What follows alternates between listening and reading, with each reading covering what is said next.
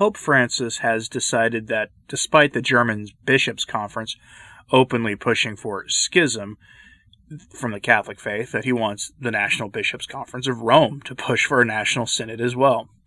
For those of us hoping that he would protect his own authority against the desire of the modernists in Germany to level the church down, prepare to be disappointed, at least to some degree. While that doesn't necessarily mean that the National Bishops' Conference in Italy will go full German modernist, the door is open for this same kind of error to be repeated in that country.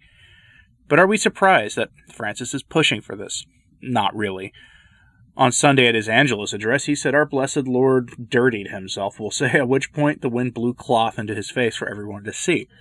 I'm not one to believe in coincidences in this sort of thing, but that statement, combined with his alleged statements to the journalist Eugenio Scalfari, and his order to the bishops to launch their own national synod, should be painting a clear picture for us, among many, many other things he's done over the years. But most Catholics simply are not seeing it.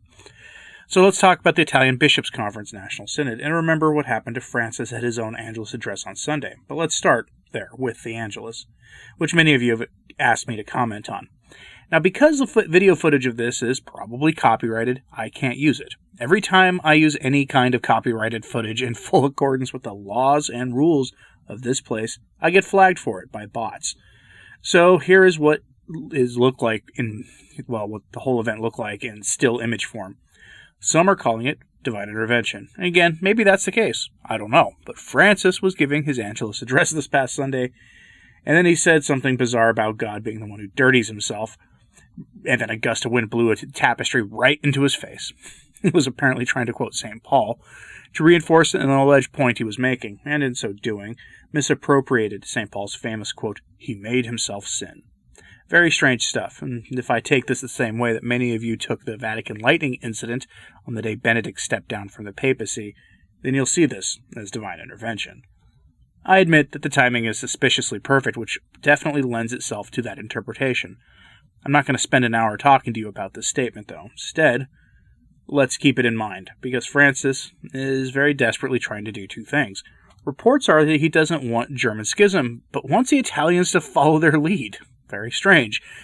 As for that statement misusing St. Paul to talk about Christ, I know some have said that it's a divine sign that God doesn't like Francis saying such things, and others would say it's an unfortunate coincidence. Again, I will let you decide on that point, but just remember that incident, because Francis, in his wisdom, that Italy needs a synod of bishops too, a national synod, and he keeps calling for these things. And one news outlet from that country is pointing out that none of these synods have worked for any positive benefit for the church. His two most recent church-wide synods have stumbled and stalled. The Synod on Young Catholics and the Amazon Synod, thank God, especially for the last one stumbling, the Amazon Synod, and he shamelessly led the Amazon Synod from the top, which sort of defeats the spirit of collegiality that is animating the synodal process. And while the article I'm referencing calls out Francis for his overtly leading the Synod from the top down, I'm fine with that because the Vatican II concept of collegiality isn't a Catholic concept at all, and is meant to torpedo the authority of the papacy by leveling it down to that of the rest of the bishops, by trying to make him half a step above the bishops as a first among equals. It's not a Catholic concept in the slightest. My issue with this isn't the use of authority to lead these many councils of the church, it's what the authority is being used to do. That's a story for another time. On to the piece, written by Sandro Magister, the famous Italian Catholic commentator. Headline: All the synods of Pope Francis, but there's not a one of them that works.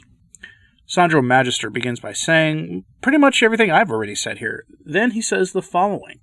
Now this is a lengthy quote, but it's well worth it.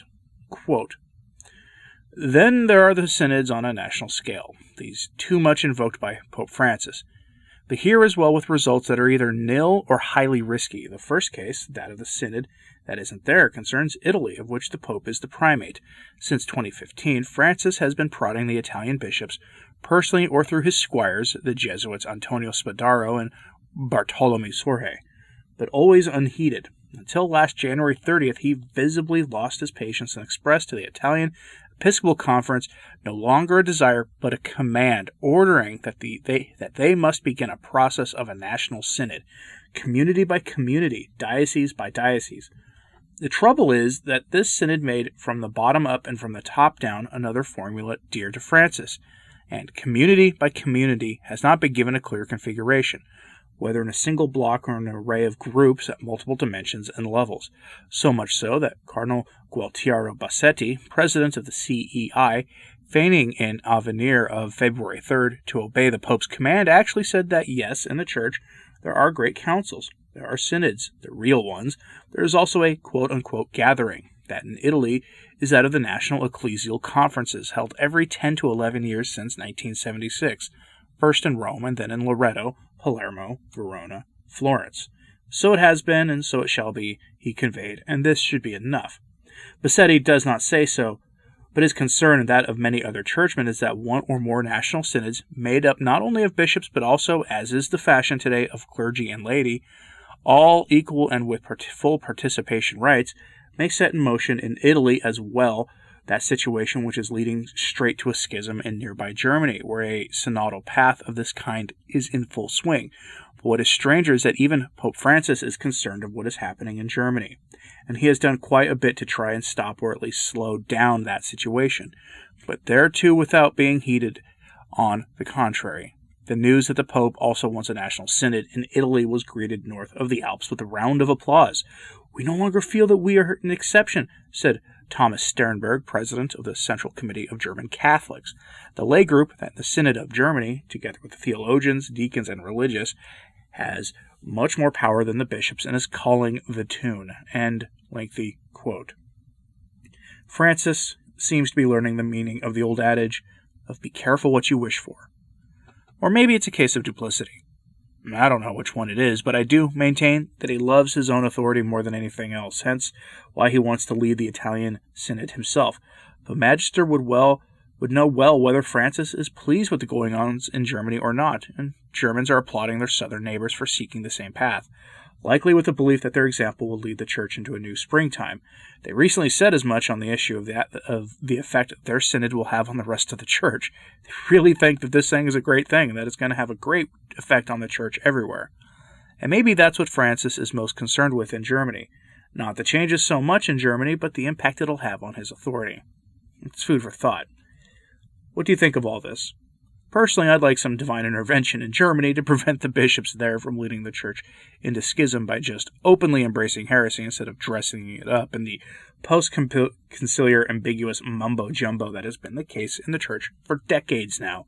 If they do, many, if not most, Catholics will go along with it, because Catholics, at least for the most part, think that their bishops cannot err, that the Pope cannot err at all, instead of realizing that what we're dealing with is possibly the worst situation in the Church since the time of Arius and Nestorius.